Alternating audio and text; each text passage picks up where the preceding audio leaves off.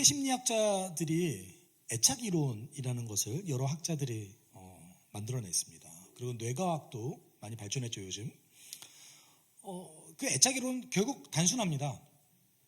건강한 애착 관계를 형성하는 사람이 애착 관계를 건강하게 형성하지 못하는 사람과 어떤 차이점이 있는지를 발견하는 게 애착 이론입니다. 여러분 어떨 것 같아요? 건강하게 애착 형성을 하는 사람, 그렇지 않은 사람은 실제로 삶의 어떤 우울감이라든지 그 다음에 내 신체의 건강, 심지어는 수면, 그리고 내 일하는 데 있어서의 생산성에 영향을 미칠까요, 안 미칠까요? 영향을 굉장히 많이 미친다라는 연구 결과는 이미 규명되어져 있습니다. 네. 사실 하버드가 그런 연구를 좀 잘 하는 편인데 어떤 연구를 하냐면 한 1000명 또는 몇천 명 정도의 사람을 평생의 일상을 추적해요. 네. 평생의 일상을 추적해요. 30년, 40년, 50년 이런 식으로 추적하는 거예요. 그래서 데이터를 축적하는 거죠. 그런 과정 가운데 예를 들어서 고학력자, 저학력자, 소득이 높은 자, 소득이 낮은 자 이렇게 형성하는데 행복이라는 초점에 맞춰져서 행복의 가장 결정적인 기여를 하는 것이 무엇이냐라고 봤을 때 결정 요인을 뭐라고 보냐면 뭐라고 볼 것 같으세요? 관계로 봅니다. 네. 관계로 봐요. 재밌죠? 우리는 이제 현대 사회가 점점 더 고도화될수록 그리고 개인주의적 성향이 한국에 이제 수입되어져서 그런 성향이 계속해서 이제 단독으로 살아가는 가정이 이제 많아질수록 안 그럴 것 같은데 실제 연구 결과는 그렇게 나온다라는 거예요. 그럼 제가 질문을 하나 드릴 수 있을 것 같아요. 그리스도인이 여러분 이건 규명됐잖아요. 인간과 인간 사이에 건강한 애착관계를 형성하는 사람이 우리 삶에 훨씬 더 유익을 누릴 수 있고 행복할 수 있다면 그러면 하나님과의 관계는 도대체 어떻게 했습니까? 네. 그것보다 하나님과의 관계가 우린 더 중요하다 여길 수 있는 거죠. 근데 너무나 감사하게 하나님께서는 잘 봐. 나와의 관계가 중요한 만큼 네 주변 사람과의 관계도 아주 중요해. 이렇게까지 또 얘기해 주셨어요. 나만 보지 마. 네 주변 사람을 보는 것도 결국 나를 보는 거야. 우리 하나님 되게 관대하시죠? 네. 인간의 사랑은 조금 파괴적이잖아요.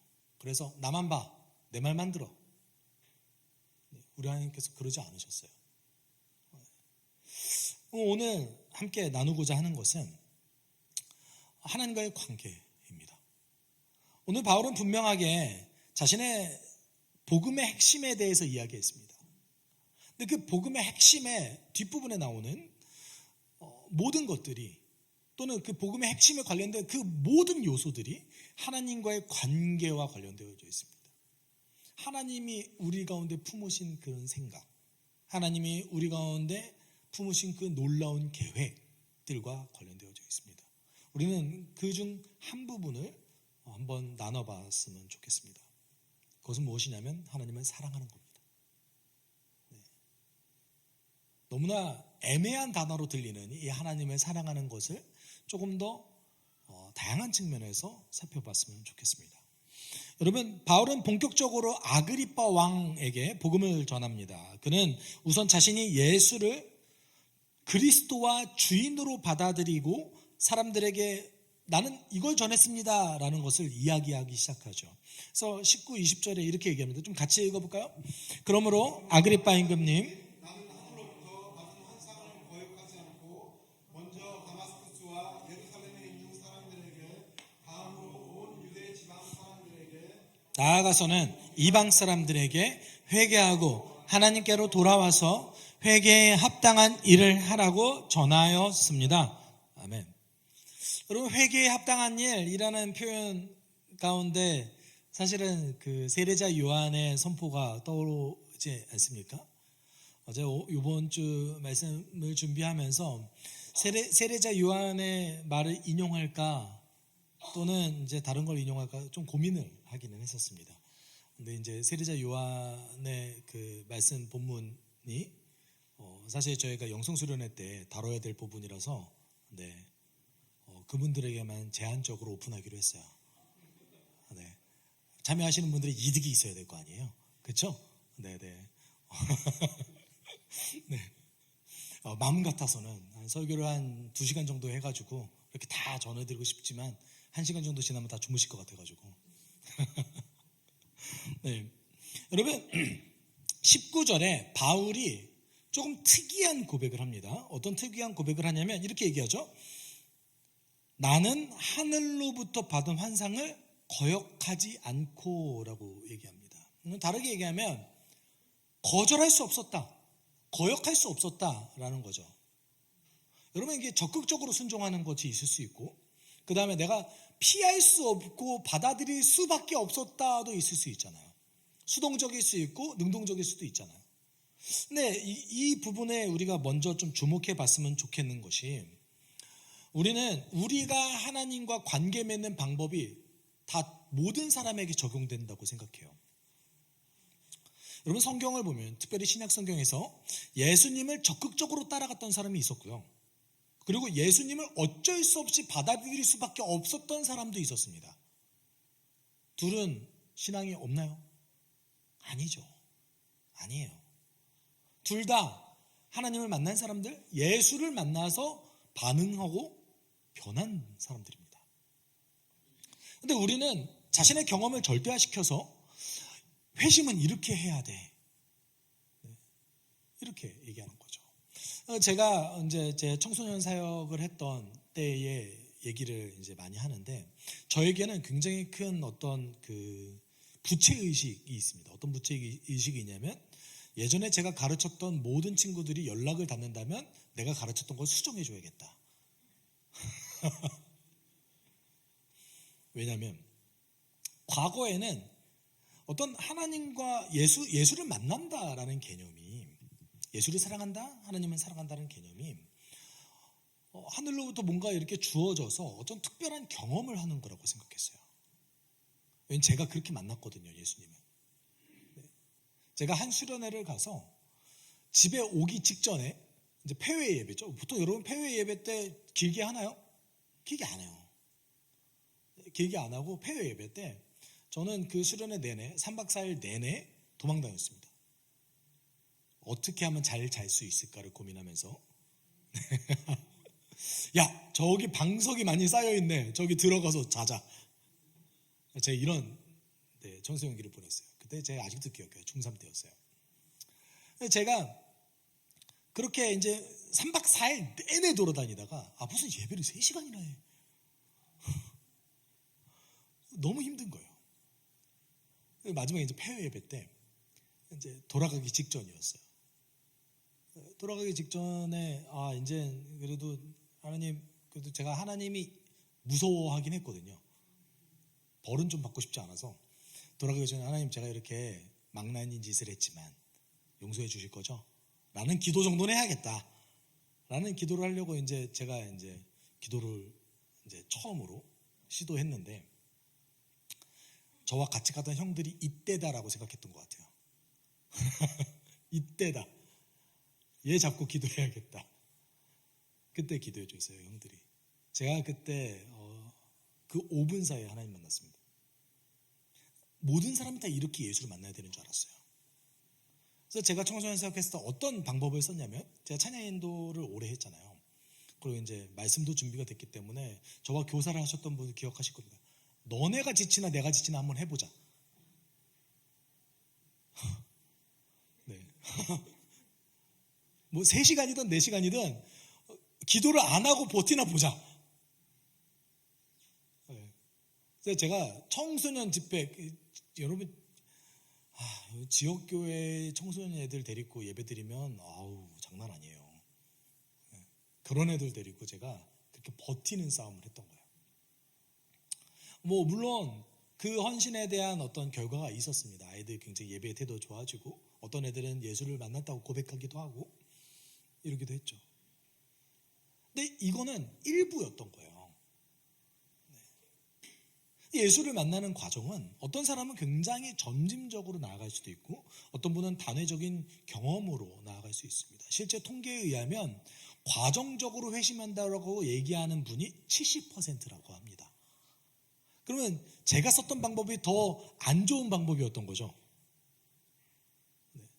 둘 다 중요한 거예요, 사실은. 근데 우리는 어떻게 생각하냐면, 저 사람은 이렇게 예수를 만났던데 이렇게 안 하면 내가 버림받은 건가? 라는 생각을 하기까지 합니다. 그렇지 않다라는 거예요. 바울은 어떤 사람이었어요? 거절하는 사람이었어요. 거절하는 사람이었어요. 바울은 이 기적적인 사건이 없었으면 예수 만나지 않았을 겁니다. 뭐라고요? 반복적으로 얘기해요. 이 거절할 수 없는 사랑을 내가 만났습니다. 로마서 얘기하잖아요. 그 사랑에서 그 누구도 끊을 수 없느니라. 바울이 그걸 경험했거든요. 그러면 여러분 제가 잘 생각해 보세요. 12사도들은 다르게 생각했을 거예요. 12사도들 뭐라고 생각했을 거예요? 나는 모든 거 다 버리고 예수 따라갔는데? 너랑은 달라. 나 거절할 수 없는 사랑이 아니라 내가 적극적으로 따라갔어, 나는. 그런데 그 안에서 내가 보지 못했던 다른 것을 보기 시작했고 성령님이 메시아에 대한 정확한 지식을 다시 주셨어. 이렇게 고백할 수도 있겠죠. 막달라 마리아 같은 경우는 어떻게 얘기했겠습니까? 예수는 내가 찾아가서 그에게 내가 향유를 부었어. 그는 나의 위로자야. 바울은요, 나 그거 거절할 수 없었어. 야, 너 같으면 거절할 수 있겠니? 이런 거예요. 여러분, 성경은 다양한 방법에서 예수를 어떻게 만났는지, 예수를 만난 사람이 어떻게 고백했는지, 반응했는지를 이야기하고 있습니다. 그렇기 때문에 여러분 기억해야 돼요. 모든 사람들에게 하나님께서 다가가시는 방법이 다르다라는 거예요. 우리 위대하신 성령께서는, 하나님께서는 하실 수 있으시다. 모두에게 다 맞춰주실 수 있으시다라는 거예요. 여러분, 그러면서 동시에 바울이 이제 뭐라고 이야기합니까? 뒷부분에 뭘 전했대요? 하나님께 돌아와서 회개에 합당한 일을 하라고 내가 전했습니다 라고 얘기하고 있습니다. 하나님께 돌아오래요. 그리고 돌아온 자는 돌아온 만큼 회개에 합당한 일을 해라. 세례자 요한은 회개에 합당한 열매를 맺어라 이렇게 얘기하죠. 그렇죠? 그럼 여러분 잘 생각해 보세요. 회개에 합당한 일이 뭐죠? 약간 착각하는 경향성이 있죠. 어떤 거예요? 내가 회심해서 마음을 결정해가지고 당장 다음날, 여러분의 경험을 잘 떠올려 보세요. 우리가 큰 은혜를 받은 날은 예배드리다가 내가 주의 명령을 다 지킬 수 있을 것 같잖아요. 다 포기하고 주를 따라갈 수 있을 것 같잖아요. 다음날 어떻게 되세요?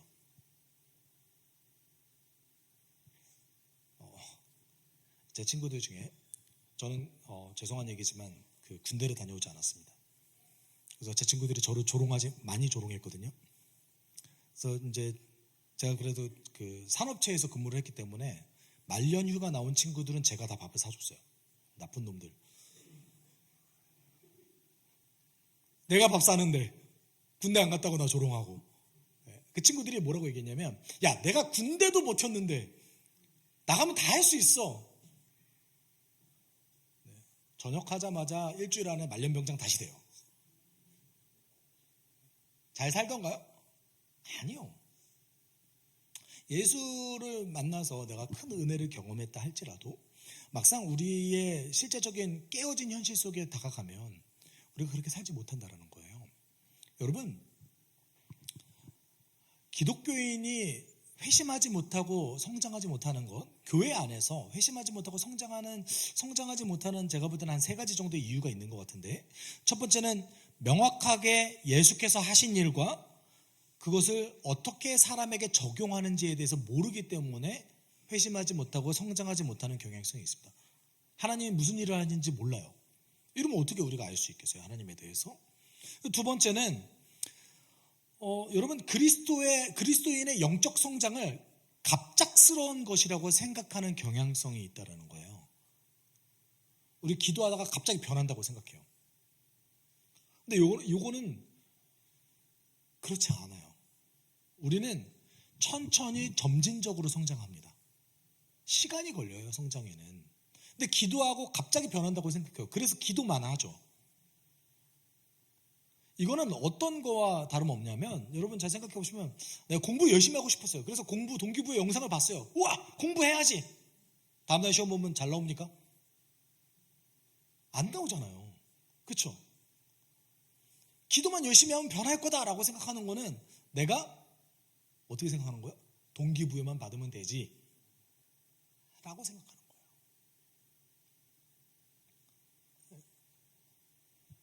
우리는 그런 간증을 많이 들었죠. 제가 어떤 집회에서 이 사람이 180도 변했습니다. 그런 분 계시죠. 여러분 잘 생각해 보세요. 그분을 왜 180도 변화시켰겠어요? 안 그러면 안 변해서예요. 성령께서 그렇게 인도하신 거 아니겠어요? 근데 잘 생각해 보세요. 여러분 약간 수용적이시잖아요. 나는 이 말 들으면 맞는 거 알겠어요. 근데 노력해 볼게요. 이런 분들을 왜 굳이 180도 변화시킵니까? 노력을 하고 있는데.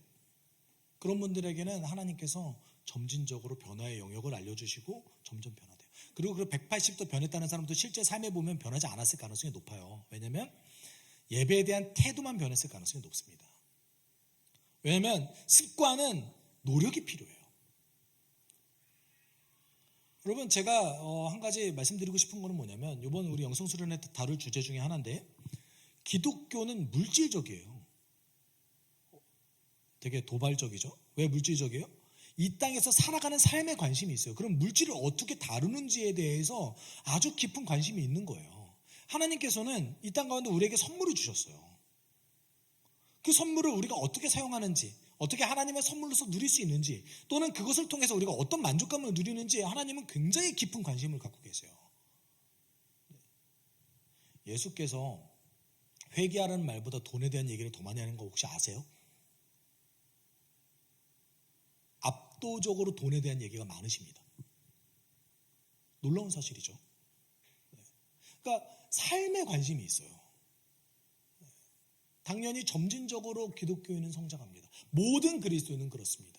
물론 분기점이 있을 수는 있지만 점진적으로 성장합니다. 그리고 마지막으로 성장하지 못하는 세 번째 이유는 목적지가 없기 때문에 그래요. 하나님께서 우리 삶에 어떤 청사진을 그리고 있는지를 잘 몰라요. 그래서 갈팡질팡하죠. 하나님과의 나의 관계에서, 하나님과 그 다음에 나와 나 자신의 관계에서. 저도 약간은 율법주의적인 교회에서 살아왔습니다. 약간인지 많은지를 다른 교회랑 비교해보지 못해서 모르겠어요. 근데 많이 혼나고 자랐어요. 교회 안에서. 하라는 말보다 하지 말라는 말을 더 많이 들었어요. 저 찬양도 오래 했다고 그랬잖아요. 시끄럽다고 많이 혼났어요. 그래서 저의 반발은 뭐였냐면, 반항심에 락을 사랑하기 시작했어요. 그래서 밴드를 해도, 교회 찬양이 들으면 좀 더 메탈 쪽으로 가자. 이런, 못됐죠. 제가 그런 가운데 어떤 것을 놓쳤냐면, 나를 어떻게 사랑하는지에 대해서 이해하지 못했어요. 나는 부인해야 될 존재지 사랑해야 될 존재라고 여기지 않았어요. 너무 이상한 말이잖아요. 예수가 생명을 바쳐서 나를 사랑하셨는데 내가 왜 나를 사랑하지 않아야 돼요? 이상한 말이거든요. 그러니까 우리가 그만큼 극단적인 생각이 많다라는 거예요. 그래서 하나님께서 우리 삶 가운데 계획하신 것들, 그다음에 성장은 어디 영역에서 어떻게 해야 되는지에 대해서 불분명하기 때문에 우리가 성장하기 쉽지 않은 것이죠. 이런 의미에서 오늘 우리가 깊게 달아봐야 될 것은, 회개에 합당한 열매를 맺어라 라는 것 중에 가장 중요한 요소가 뭐냐면 하나님 사랑하는 겁니다. 회개에 합당한 열매는 어찌되었건 하나님께로 방향을 돌려서 하나님의 명령을 수용하는 거잖아요. 근데 이것의 가장 중요한 요소가 뭡니까? 하나님 사랑하는 거예요. 예수께서 마태복음 22장 37절 38절에 이렇게 말씀하셨어요. 여러분 좀 약간 졸리지만 같이 죄송해요. 히터 꺼주실 수 있어요?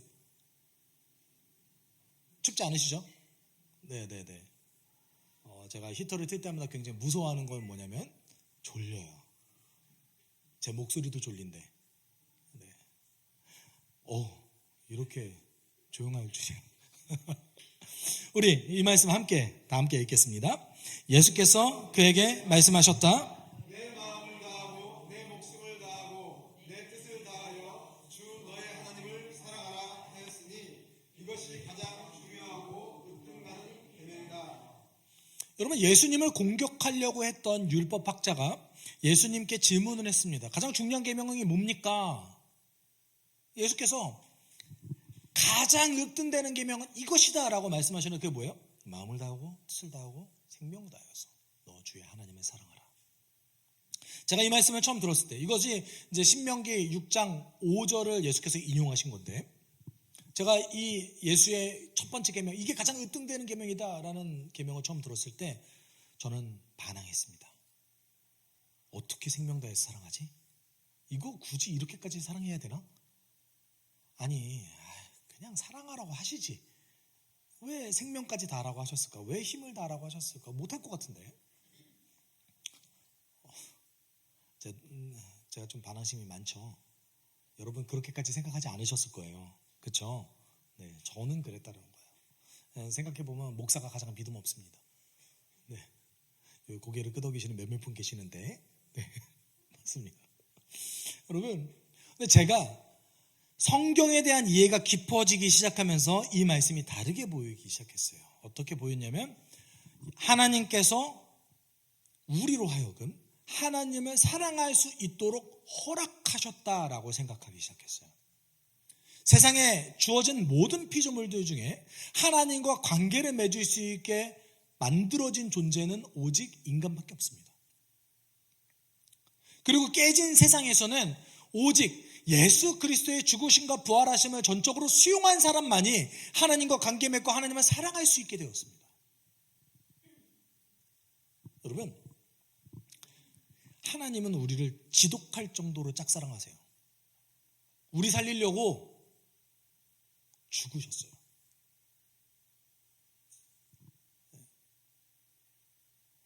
우리가 그런 표현 많이 들으셨죠?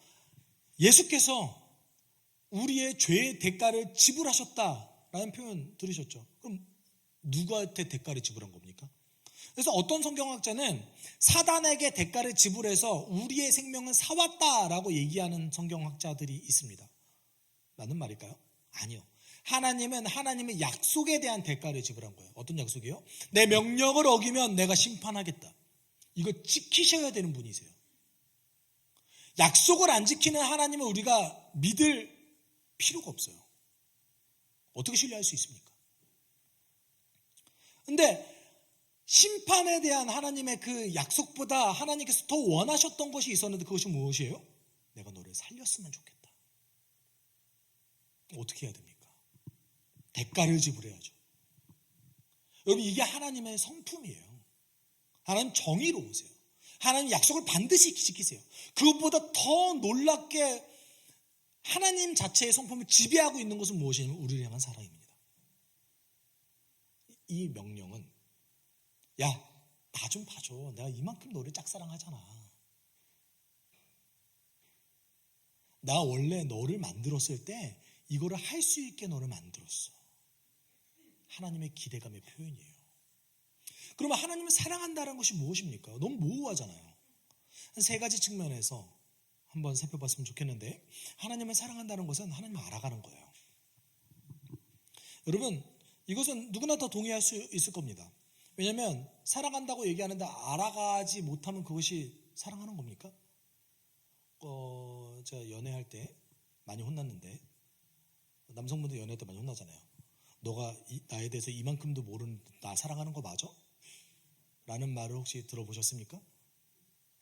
안 들어보셨으면 굉장히 인내심이 있으신 자매님을 만나신 것 같은데, 네. 그럼 사랑하면 알아가는 건 당연하잖아요. 물론 남자들이 조금 멍청해서 자주 까먹지만, 그래도 시간이 지날수록 점점 더 알아가잖아요. 아닌가요? 네, 이것도 저만의 개인적인 경험일 수도 있겠죠. 네. 하나님을 사랑한다고 얘기하면서 하나님을 모르면 말이 안 되죠. 그럼 호세아서 6장 6절에 이렇게 말씀하셨어요. 내가 바라는 것은 변함없는 사랑이지 제사가 아니다. 불살라 바치는 제사보다 너희가 나 하나님을 알기를 더 바란다. 끊임없는 사랑을 요구하시면서 하나님께서 뭐라고 말씀하셨어요? 너희가 나를 알기를 원한다. 너희가 나를 알아가는 것을 통해서 나는 그것을 사랑이라고 느낀다. 하나님의 성품을 알아가는 것은 하나님을 사랑하는 겁니다. 하나님을 알아가면 하나님을 사랑하지 않을 수 없습니다. 그가 얼마나 우리에게 인내하시는지. 제가 성경을 읽는 법이 좀 독특한데, 여러분 그 구약 성경에 선지자들이 종종 이런 얘기를 해요. 노하기를 더디하시는 하나님. 이게 약간 반항같이 들리는 거예요. 이제는 어떻게 반항처럼 들리냐면, 선지자들이 왜 그렇게 외치죠? 선지자들은 보통 이스라엘에 문제가 생겼을 때 하나님의 명령을 받아서 하나님의 말씀을 전하는 사람들이었어요. 근데 제가 느꼈을 때 어떤 감정이 느껴지냐면, 하나님, 제가 저희 백성을 봤을 때 지금쯤이면 심판하셔야 되는데 왜 안 하시죠? 라고 느껴지는 대목들이 좀 있는 거예요. 이렇게까지 참는다고요? 선지자들이 이렇게 생각했을 것 같으세요? 아닌 것 같으세요? 이렇게 다 생각했어요. 세례자 요한도 이렇게 생각했어요. 그래서 하나님의 복음을 전하면서 회개와 심판을 얘기했잖아요. 근데 예수님이 심판을 안 하는 거예요. 그러니까 물어보잖아요. 당신 정말 메시아 맞아요? 예수님 그 질문을 봤을 때 얼마나 황당했겠어요. 얘가 나한테 세례까지 줘놓고 성령의 음성까지 들어놓고 나를 메시아인지 다시 확인한다고? 그리고 친절하게 설명해 주시잖아요. 여러분, 우리는 하나님을 알아가는 것에 한계가 있습니다. 한계가 있지만 분명한 것은 하나님을 알아가면 하나님을 사랑하지 않을 수 없어요. 하나님 그런 분이세요. 얼마나 성품이 위대하신지 성경은 곳곳에서 그것을 이야기하고 있습니다. 그리고 두 번째는, 하나님을 사랑하는 것은 하나님께 주신 명령을 지키는 거예요.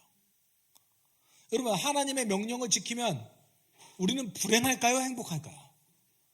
저는 하나님의 명령을 지켜 행하는 것이 저에게 굉장히 큰 부담과 헌신과 노력만이 더 들어간다고 생각했습니다. 그래서 과거에는 제가 20대 때 어떻게 생각했냐면, 예수 믿는 거는 손해보는 거지 라고 생각했어요.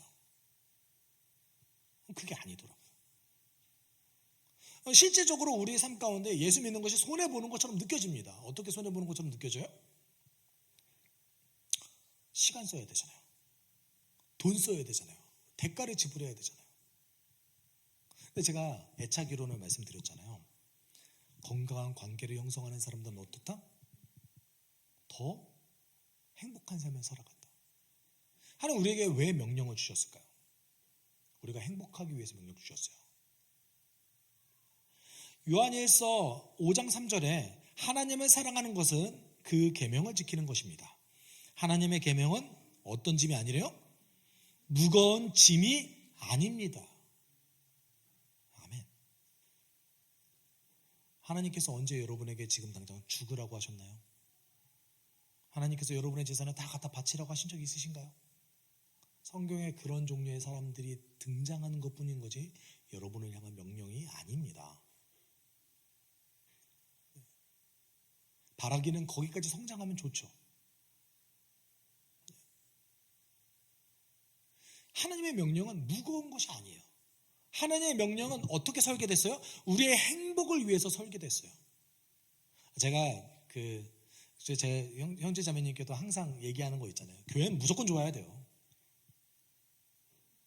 함께 해나가는데 헌신하는데 불행하죠? 그 헌신 안 해야죠. 대안을 찾아야죠. 헌신하는 게 즐거워야지 하는 거 아닙니까? 그렇죠? 네.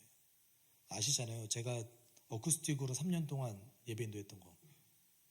네. 반주자 없어도 괜찮아요. 네 얘기한 거 아니야, 지연아? 알았지? 반주자 너무 필요해. 지연아, 수요마다 힘들어. 그런데 제가 수요 기도회 때 1시간 반 동안 어쿠스틱으로 인도하잖아요. 그래서 손이 부르터져 있어요, 이렇게. 언제는 제가 이건 살쪄서 그런 건데 여기에 이제 쓸려가지고 피가 나고 있는 거예요. 그래서 긴팔 입고 해야 되겠구나. 근데 그렇게 하더라도 하나님 예배 받으시잖아요. 우리 교회 그 중직자로 이렇게 활동하시다가 우리 교회 오신 분들이 처음에는 내가 오늘 지금 뭘 해야 될까 이렇게 막 찾으셨어요. 근데 할 게 없었잖아요. 지금은 제가 언제든지 맡겨드릴 수 있는데 여러분, 주의 계명대로 살아가는 것은 행복에 설계되어져 있습니다. 행복하게 살도록 설계되어져 있어요. 신명기에 분명히 그러네. 좀 길지만 같이 읽어볼게요. 이스라엘 자손 여러분, 지금 주 당신들의 하나님이 당신들에게 원하시는 것이 무엇인지 아십니까? 주 당신들의 하나님을 경외하며 그의 모든 길을 따르며 그를 사랑하며 마음을 다하고 정성을 다하여 주 당신들의 하나님을 섬기며 당신들이 행복하게 살도록 내가 오늘 당신들에게 명령하는 주 당신들의 하나님의 명령과 규례를 지키는 일이 아니겠습니까? 여러분 잘 생각해 보십시오. 하나님께서 우리에게 명령을 주셨습니다. 정말 그토록 사랑하셔서 예수가 죽으셨습니다. 그런데 그의 명령이 우리의 손해고 그의 명령이 우리의 불행과 연결되어져 있다면 그것이 무슨 소용이 있습니까? 하나님의 명령을 지키는 것은 우리가 행복한 삶을 누릴 수 있는 비결입니다. 그런데 잘 기억하셔야 돼요. 오늘 내가 할 수 있는 것에 집중하셔야 됩니다. 과도하게 상상으로 만들어낸 그 어떤 것을 생각하지 마시고 하나님의 명령을 지킨다는 것은 오늘 하루에 초점이 맞춰져 있습니다. 오늘 하루 할 수 있는 것, 그것이죠. 여러분, 만약에 하나님의 명령이 우리의 행복과 관련이 있다라고 생각하지 않으면요, 하나님은 굉장히 폭력적인 분이 될 수밖에 없습니다. 왜냐하면 명령이 너무 디테일하거든요. 명령이 너무 디테일해서 아니 이런 것까지 해야 됩니까? 이 상황에서 여기까지 해야 돼요? 이렇게 생각할 수밖에 없어요. 그거 누가 다 하라고 했나요? 예수께서 그러셨어요? 야, 율법에 있는 거 다 지켜. 그렇게 말씀 안 하셨어요. 그거 할 수 있으면 예수께서 이 땅 건데 오지 않으셨을 겁니다. 예수 그런 말씀 안 하셨어요? 뭐라고 얘기하셨어요? 수고하고 짐진 자들아 다 내게로 와라. 내가 너희를 쉬게 하리라. 사도 요한이 뭐라고 그랬어요? 하나님의 명령은 무거운 짐이 아닙니다. 그러면 왜 이렇게 디테일하게 설계해 놓으셨을까요? 여러분, 이 세상 너무 깨졌잖아요. 다양한 부분에서 다양한 영역에서 우리를 힘들게 하는 요소들이 너무나 많이 있잖아요. 그때 하나님이 지침을 내려주신 거예요. 너 이 상황에 있지? 그럼 이렇게 해야 돼. 돈 때문에 힘드니? 그래, 나는 돈에 대해서 이렇게 생각하고 있어. 시간 때문에 힘드니? 그럼 나도 알아. 그럼 이렇게 하는 게 어떻겠니? 주의 말씀 내 발의 등이요 내 길의 빛이니이다. 여러분, 하나님 사랑하는 것은 하나님 명령을 지키는 것이고요. 하나님 명령을 지키는 것은 여러분이 더 행복한 삶을 살아가는 비결입니다.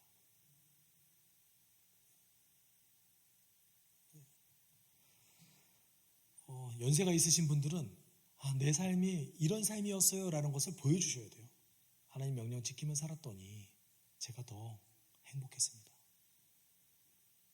어려움이 많았는데 하나님 때문에 제가 살아낼 수 있었습니다. 제가 그래서 그 연세 있으신 분들 굉장히 깊이 존경해요.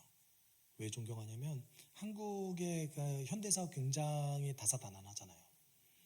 큰 고생을 하시면서도 이렇게 버텨내신 분들의 그 신앙을 굉장히 존경합니다. 그리고 세 번째는 정서적으로 하나님 사랑하는 거예요. 우리가 이게 가장 우리에게 와닿는 말이잖아요. 정서적으로 하나님을 사랑하는 것, 마음으로 하나님 사랑하는 것.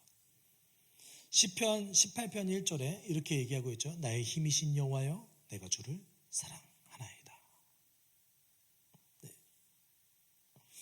하나님은 우리가 마음 깊은 곳에서 그를 향한 사랑을 표현할 때 그 사랑을 너무나 기뻐하십니다. 여러분, 우리가 정서적으로 예배를 통해서 주로 하나님께 사랑 고백을 많이 하죠. 그런데 이렇게 정서적인 신앙 고백, 정서적인 하나님을 사랑하 나아가는 것에 방해되는 요소가 하나 있어요. 그것이 무엇이냐면 분주함입니다. 네. 그 유독 시편에 하나님에 대한 정서적인 사랑 고백이 많이 들어가 있습니다. 네. 왜 그럴까요? 시가 언제 나옵니까? 여러분 바쁘게 일할 때 시가 막 나오세요? 이상하잖아요. 네. 다윗이 엄청 바쁘게 일하고 막 전쟁하고 있는데 여호와는 나의 목자시니 내가 부족함이 없습니다. 이랬겠어요? 아니죠. 이 찬양을 언제 했겠어요? 배짱이가 돼야 돼요. 하프 이렇게 치면서 음악을 하면서. 여러분 우리의 분주함은 우리가 정서적으로 하나님과 가까워지는 건 하나님을 사랑하는 것을 막습니다. 그렇기 때문에 현대사회를 살아가는 그리스도인들이 정서적으로 하나님을 사랑하는 것이 일상에서 매우 힘들어진 거예요. 너무 바쁘니까. 그래서 어디에서만 그 정서적 사랑을 고백해요? 예배에서만. 그래서 현대 그리스도인들이 그만큼 예배를 엄청 좋아하게 된 거예요. 잘 생각해 보십시오. 월요일부터 주일까지 예배가 다 있으면 언제 사람 만나요? 가족 언제 챙겨요? 언제 그리스도인으로서 우리는 우리의 역할을 감당할 수 있습니까? 그러니까 예배 너무 중요해요. 예배가 근데 전부는 아니에요. 근데 우리의 분주함은 우리가 정서적으로 하나님과 가까운 관계를 가져가는 것을 방해하는 결정적인 요소입니다. 네. 여러분 이것을 얘기하는 것이 어디에 나오냐면 누가복음 10장에 누가복음 10장에 마르다와 마리아의 비유에서 나와요. 우리가 그 비유를 한번 살펴보면서 사실 마무리할까 하는데요. 여러분 잘 생각해 보세요. 마르다와 마리아 자매가 예수님과 예수님의 제자들을 자신의 집으로 초대했습니다. 여러분 얼마나 분주해요. 그러면 식사 초대하면 분주하잖아요. 근데 심지어 몇 명이에요? 13명이에요. 너무 많아.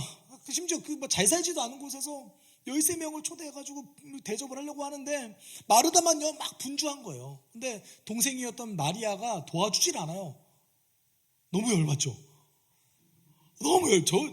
제가 마르다의 심정이 되보니까 너무 열받는 거예요. 너무 열받아요. 그래서 예수님께 아마 말을 했겠죠. 마리아, 너 좀 나 좀 도와줘. 안 들어요. 예수님 앞에서 벗어나질 않아요. 야, 이게 말이 되니? 그러면서 예수님께 요청하죠. 마리아로 하여금 저를 좀 돕게 해주세요. 그때 예수님께서 이렇게 말씀하셨어요. 같이 읽어볼까요? 마르다야, 마르다야, 너는 많은 일로 염려하여 들떠있다. 그러나 주님의 일은 많지 않거나 하나뿐이다. 마리아는 좋은 몫을 택하였다. 그러니 아무도 그것을 그에게서 빼앗지 못할 것이다. 여러분 많은 그리스도인들이 이것을 예수께서 마르다를 책망한 거라고 생각합니다. 전 절대 그렇게 생각하지 않습니다. 왜요? 예수님이 성격이 이상한 분이 아니고 되게 성격이 좋으신 분이시고 너무나 훌륭하신 분이신데 자기를 위해서 음식을 준비하는 분한테 책망을 뭐하러 해요? 무슨 얘기를 하시는 걸까요? 마르다야, 지금은 너와 내가 깊은 사랑의 교제를 할 수 있는 아주 좋은 기회지 않니? 나는 밥이 필요 없다. 여기 마리아 옆에 너와 와서 앉아. 나와 함께 하자. 전 확신합니다. 마리아보다 더 앞에 마르다가 앉았을 거예요. 일로 와. 빨리 와. 와서 앉아. 밥 나중에 먹어도 돼. 괜찮아. 앉아. 나는 너와 사랑의 교제라는 게 더 중요해. 우리 예수님 그렇게 하셨을 거예요. 여러분, 마르다가 예수님을 위해서 어떤 음식을 대접하려고 하는 마음 너무나 소중한 마음입니다. 그런데 그 분주한 가운데 마르다가 무엇을 놓쳤냐면 예수님과 관계 맺는 것을 놓쳤어요. 아마 예수께서 이렇게 말씀하지 않으셨다면 마르다는 예수님을 초대해서 난 좋은 밥을 먹였어. 이게 끝이었을 거예요. 근데 예수님이 이렇게 권면하면서 어떻게 된 거예요? 깊은 교제를 나누셨을 거예요. 여러분, 우리가 하나님과 정서적인 깊이를 가지고 나아가는 것은 시간이 필요합니다. 여러분, 이게 교회 안에서의 사역계도 관계를 맺습니다. 저는 여러분이 식사 준비하면서 예배를 빠질 거면 식사를 안 먹을게요. 사역의 분주함은 하나님과의 깊은 관계를 방해하기도 합니다. 동일하게 적용됩니다. 네. 하나님의 성품의 원리가 교회 안에 전체적으로도 다 적용돼야죠. 네. 가족교회 내에서 너무 과도하게 밥하지 마세요. 네. 물론 그러신 것 같아요. 네. 여러분, 지금 이 순간 우리가 함께 기도했으면 좋겠어요. 우리는 하나님 사랑하기를 원합니다. 그리고 하나님은 우리를 향한 아주 지독한 짝사랑을 고백하십니다. 그것을 수용해서 내가 하나님 알아가고 내가 더 행복한 삶을 살아가기 위해서 하나님의 명령을 지키고 나에게 지금 이 순간에도 위로하기 원하시고 나와 교제하기 원하시는 그 하나님의 정서적 사랑 교제를 하기를 원합니다. 그것이 하나님께서 우리 삶 가운데 바라시는 회개에 합당한 열매일 줄 우리는 믿습니다. 여러분, 그 하나님의 짝사랑을 수용하십시오. 그 하나님을 알아가십시오. 그 하나님과 동행하십시오. 내가 그러길 원합니다. 우리 지금 이 순간에 함께 기도하도록 하겠습니다. 사랑 많으신 하나님 아버지, 우리 가운데 함께 하시며 감사를 드립니다. 인도하여 주시고